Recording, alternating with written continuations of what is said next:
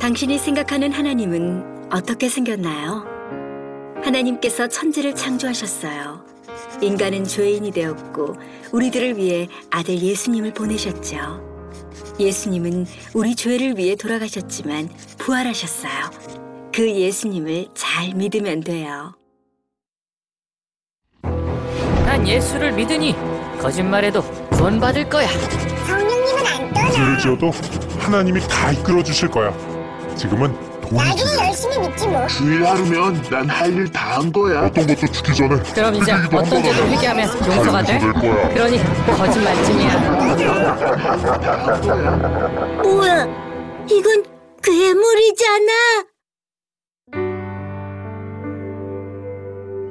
하나님께서 우리에게 주신 성경만이 하나님을 제대로 그릴 수 있습니다.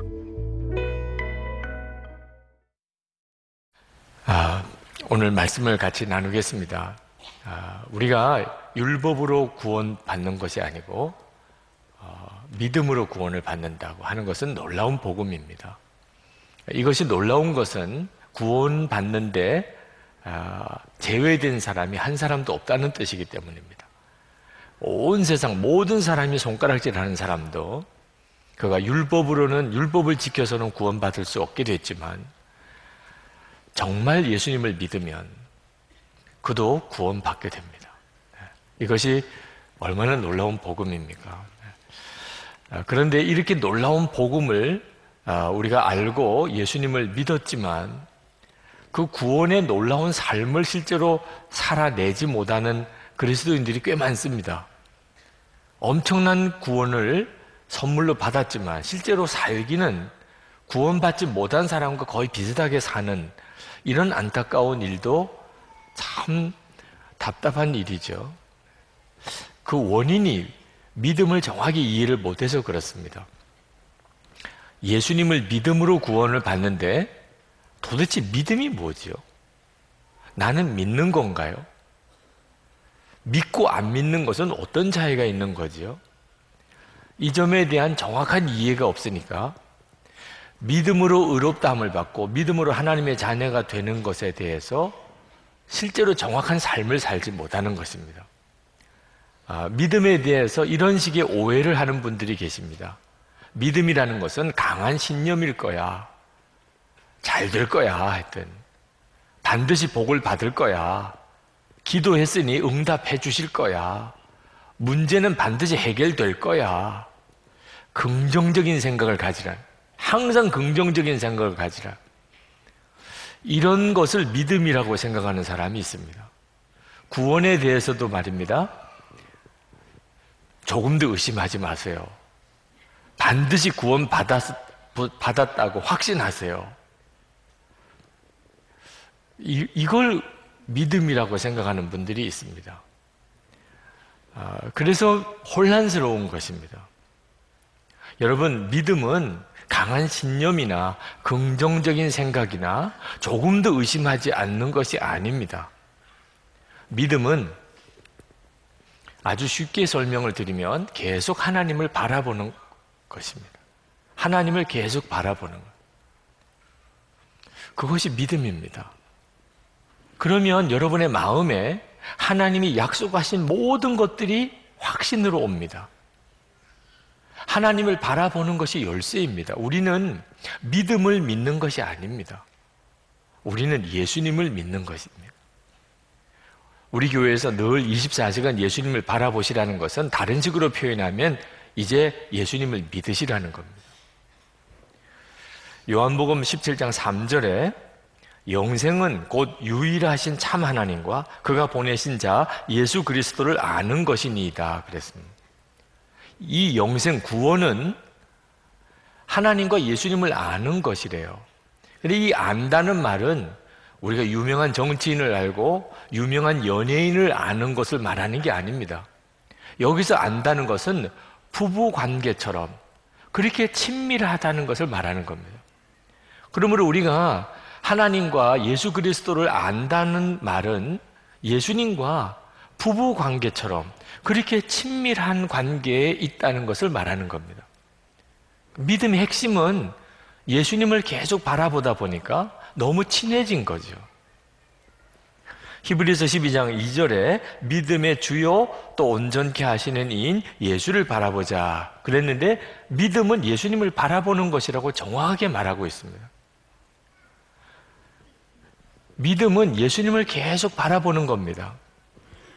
에베소서 3장 17절에 믿음으로 말미암아 그리스도께서 너희 마음에 계시게 하시옵고 그랬습니다. 믿음은 예수 그리스도를 마음에 계시게 하는 겁니다. 여러분, 어떤 사람이 내 마음에 있게 하는 것은 항상 그 사람을 생각하는 경우를 그렇게 표현하는 겁니다. 어떤 사람이 내 마음에 있다, 항상 그 사람을 생각한다는 뜻이죠. 이것이 믿음의 핵심인 겁니다. 항상 예수님을 생각하고 주님을 바라보는 것이, 그게 믿음인 것입니다. 여러분이 그렇게 하시면, 그러면 여러분은 영생을 얻은 사람이고, 여러분은 의롭다함을 받는 사람이고, 그리고 하나님의 자녀입니다. 이렇게 믿음으로 구원받는 것은 신약시대에 갑자기 나온 게 아닙니다. 많은 분들이 오해하는 것이, 구약은 율법을 지켜서 구원받고 신약시대에 믿음으로 구원받는다고 생각하는데, 그건 완전히 잘못된 생각입니다. 구약이나 신약시대나 똑같이 구원은 믿음으로만 받습니다. 근데 그 믿음이 뭐냐면 하나님을 바라보는 것입니다. 사도 바울이 그 설명을 다시 로마서 4장에서 합니다. 믿음이 중요하니까.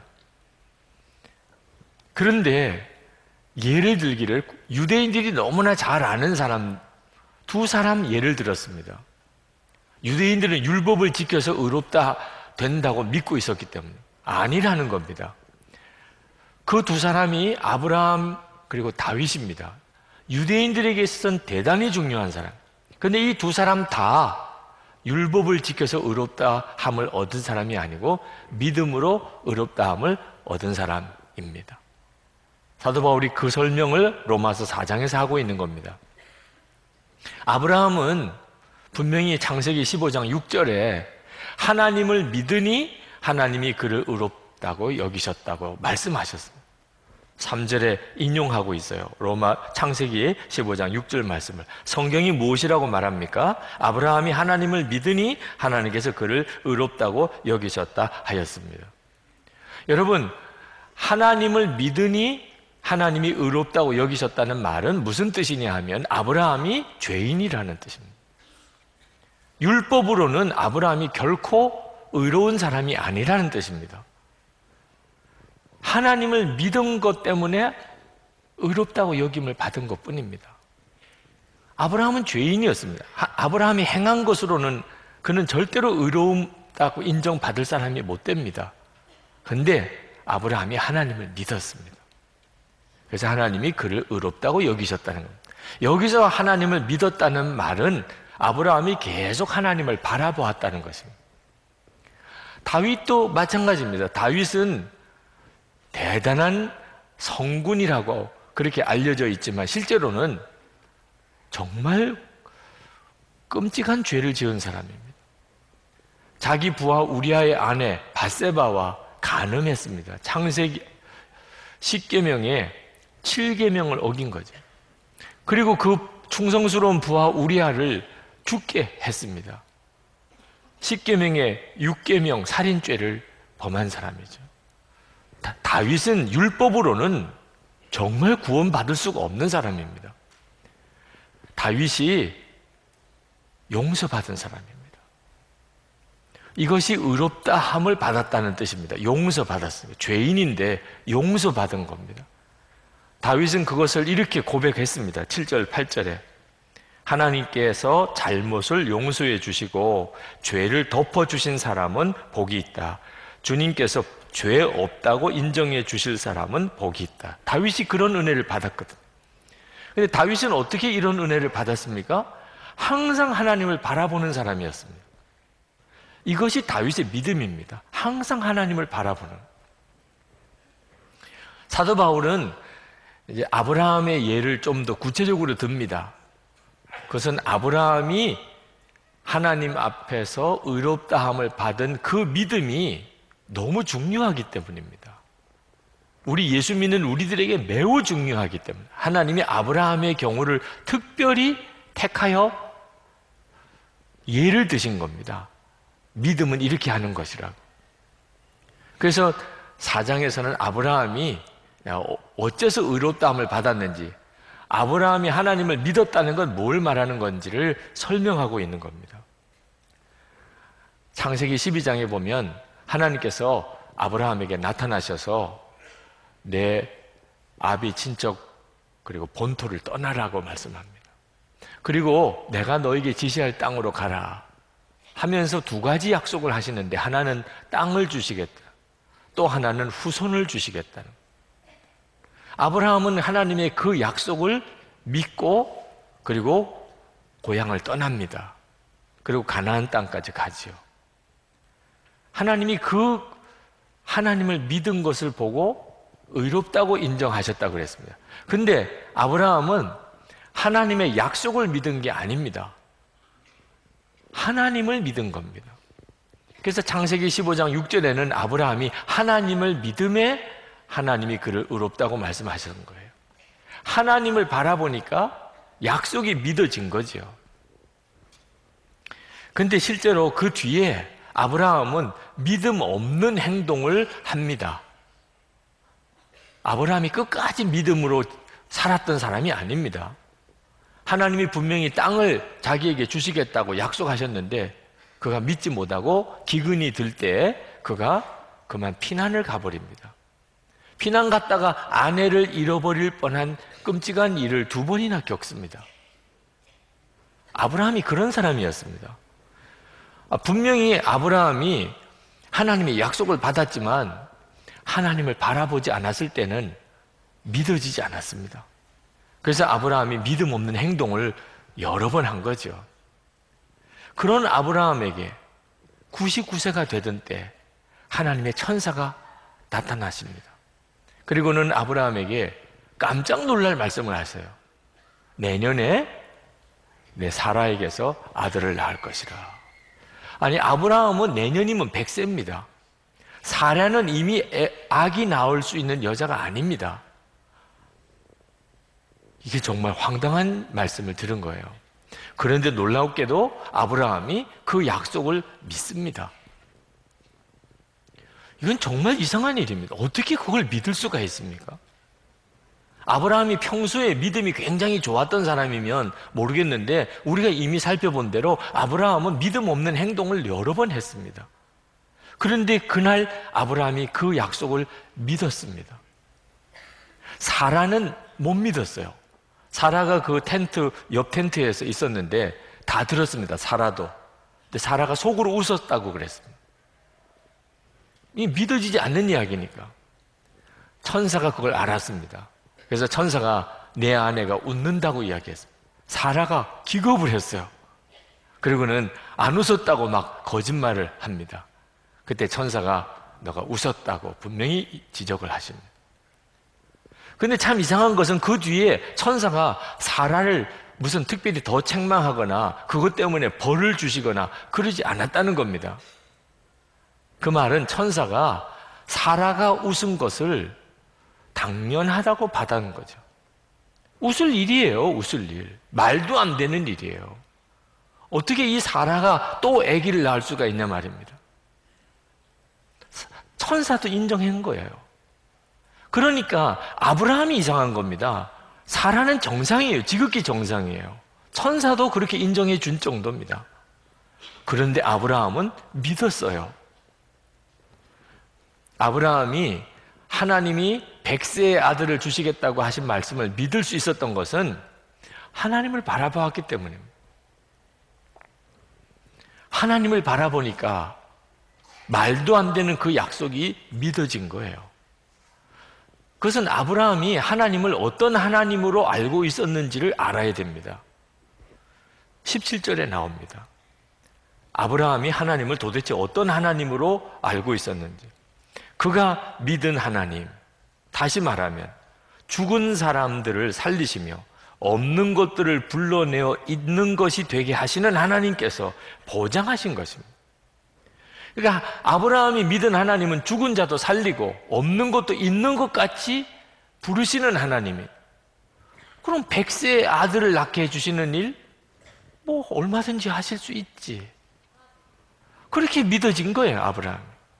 그러니까 아브라함이 100세의 아들을 낳겠다고 하시는 하나님의 말씀을 믿은 것은 하나님을 바라보았기 때문에 그렇게 믿어진 거죠. 21절에 그는 하나님께서 스스로 약속하신 바를 능히 이루실 것이라고 확신하였습니다. 하나님이 하실 거니까 이건 뭐 될 수 있겠다. 아멘입니다, 하나님. 그렇게 나온 거예요. 그걸 하나님이 그걸 기특하게 보신 겁니다. 하나님이 그걸 기특하게 보신 거예요. 하나님을 바라보고 하나님의 약속을 믿은 아브라함을 하나님이 귀하게 여기시고 그 전에 믿음 없이 행동했던 거 하나님이 다 덮어버리셨어요. 18절 말씀에 아브라함은 희망이 사라진 때에도 바라면서 믿었으므로 너의 자손이 이와 같이 많아질 것이다 하신 말씀대로 많은 민족의 조상이 되었습니다. 그는 하나님의 약속을 믿고 의심하지 않았습니다. 오히려 그는 믿음이 더 굳세어져서 하나님께 영광을 돌렸습니다. 그래서 하나님께서는 이것을 보시고 그를 의롭다고 여겨주셨습니다. 이 일이 아브라함이 할례 받기 전에 일어난 일입니다. 창세기 17장에 가서 아브라함이 할례를 받게 됩니다. 할례하고 아무 상관이 없이 믿음으로 아브라함은 의롭다 인정을 받은 겁니다. 이것을 언급하는 이유는 할례 받지 않은 사람들도, 할례 받지 않은 유대인 아닌 사람들도 얼마든지 믿음으로 하나님 앞에 의로움을 받을 수 있다는 것을 사도 바울이 말씀하고 싶었던 겁니다. 사도 바울이 이처럼 좀 장황하게 아브라함이 믿음을 가지고 의롭다함을 받았던 것에 대해서 설명한 까닭은 예수를 믿는 우리들에게 똑같이 적용되기 때문입니다. 우리가 예수님을 믿는다고 할 때 그게 뭘 말하는 것인지를 아브라함을 통해서 정확하게 우리에게 깨우쳐 주시기 때문입니다. 23절, 24절에 그가 의롭다는 인정을 받았다 하는 말은 아브라함만을 위하여 기록된 것이 아니라 하나님께서 의롭다고 여겨주실 우리, 곧 우리 주 예수를 죽은 사람들 가운데서 살리신 분을 믿는 우리까지도 위한 것입니다. 다시 말하면 하나님을 바라보면서 하나님의 약속을 믿을 수 있었던 아브라함처럼 예수님을 믿어보라는 거예요. 아브라함이 오직 하나님을 바라보면서 그래서 하나님을 믿을 수 있었던 바로 그것처럼 예수를 믿을 때도 예수님을 바라보면서 그렇게 믿는 것이라고. 예수님을 믿는다는 것은 예수님을 온전히 바라보는 것이라고 사도 바울이 말씀하고 있는 겁니다. 여러분은 믿는 사람입니까? 여러분 예수 믿으십니까? 이런 질문은 뭘 묻는 거지요? 교회 나오는 걸 묻는 겁니까? 세례 받은 걸 믿는 겁니까? 무슨 교회에서 직분이 있느냐를 묻는 겁니까? 예수 믿는 사람입니까? 당신 예수 믿으십니까? 도대체 뭘 묻는 거예요? 믿는다는 걸 뭘 어떻게 하자는 거예요? 이제는 정확하게 여러분이 아시기 바랍니다. 여러분 예수 믿으십니까? 이 질문은 여러분은 항상 예수님을 바라보고 사십니까? 그걸 묻는 겁니다. 항상 예수님을 바라보고 사십니까?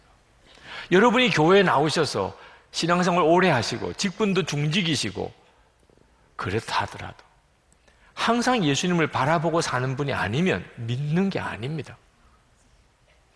이스라엘 백성들이 광야에서 하나님께 불평불만하다가 뱀에 물려서 죽어가고 있을 때 그들이 회개하고 하나님께 살려달라고 부르짖으니까 하나님이 구원의 길을 주셨습니다. 그것은 장대에다가 놋뱀을 만들어 높이 들라. 누구든지 그 놋뱀을 바라보는 자는 다 고침을 받고 구원을 받을 것이다. 그래서 광야에서 들려진 놋뱀을 바라보고 그리고 사람들이 고침받고 구원받았습니다. 이것은 예수님의 십자가를 예표하는 것입니다. 여러분 믿음이라는 것은 이렇게 십자가의 예수님을 그냥 바라보는 것입니다. 그때 하나님이 약속하셨습니다.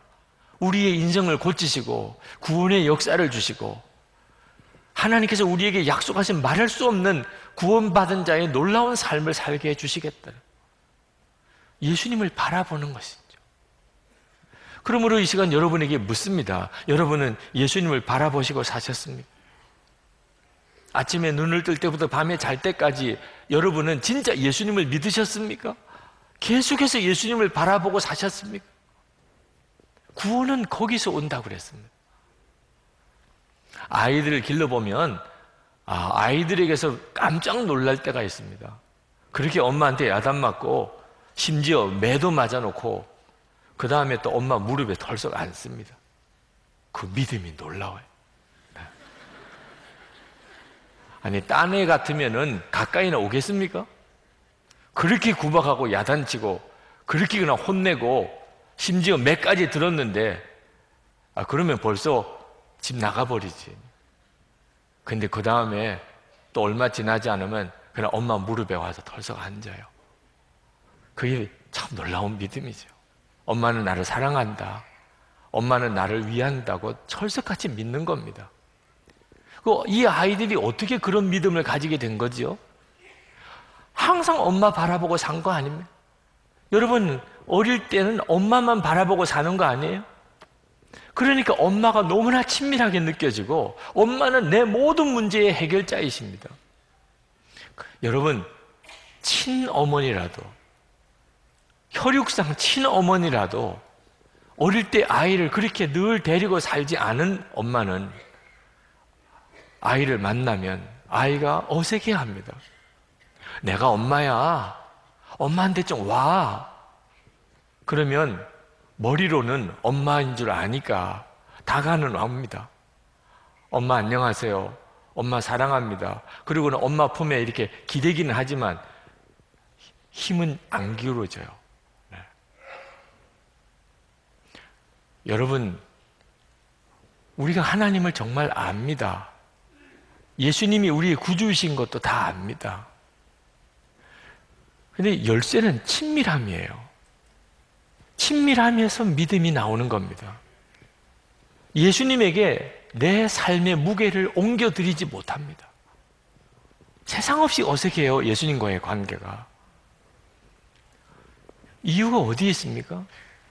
계속 주님을 바라보며 살지 않았기 때문입니다. 우리는 열심히 살지만 주님을 바라보고 사는 데는 문제가 있습니다.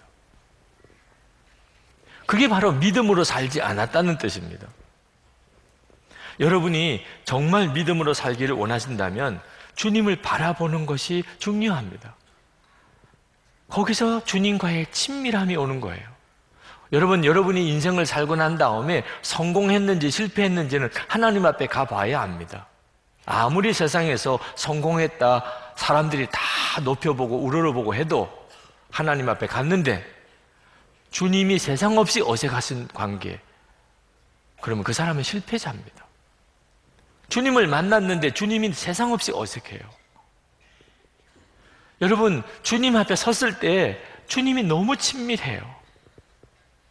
그는 인생을 성공한 사람입니다. 믿음으로 산 사람이에요.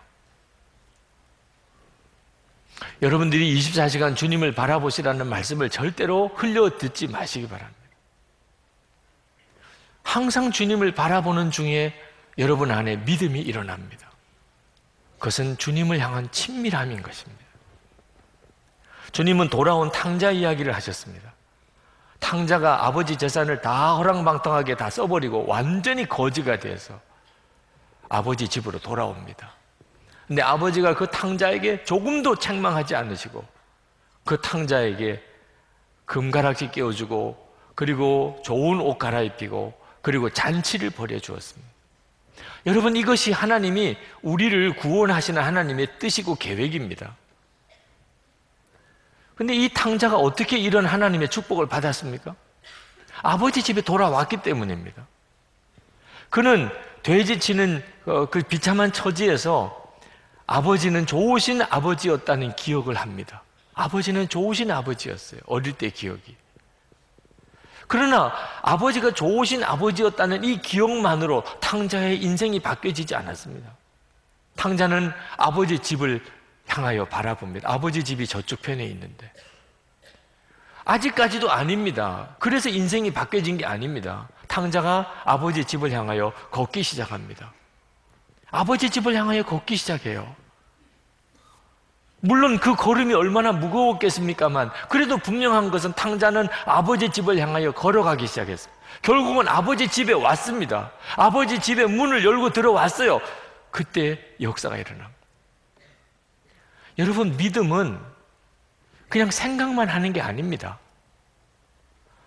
예수님을 바라보고 예수님께로 자꾸 걸어가는 거예요. 이것이 예수 믿는 사람의 삶의 가장 전형적인 특징입니다. 우리는 집에 있든지 직장에 있든지 어디 학교에 있든지 어디서든지 항상 예수님을 바라보며 예수님을 향하여 계속 한 걸음 한 걸음 나아가는 겁니다. 이걸 믿음이라고 하는 거예요. 그때 아버지 하나님의 역사가 내 삶에 이루어지는 겁니다. 이 시간에 우리 같이 기도하겠습니다. 여러분, 이제는 진짜 믿으셔야 됩니다. 하나님이 주신 이 엄청난 축복을 절대로 소홀히 하시면 안 됩니다. 어설프게 믿어도 안 됩니다. 신념을 가지라는 게 아닙니다. 의심하지 말라는 것도 아닙니다. 여러분 안에 오신 주님을 진짜 믿으시고 그 주님을 바라보세요. 항상 바라보세요. 언제나 주님을 기억하세요.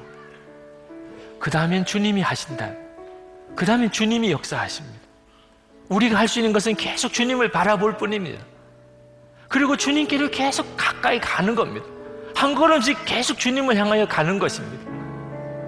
이 시간에 우리 통성으로 기도할 때 주여, 제가 그렇게 하겠습니다. 제가 이제는 정말 믿음으로 주를 바라보며 살겠습니다. 주님, 저를 사로잡아 주소서. 기도합시다. 은혜와 사랑에 충만하신 하나님.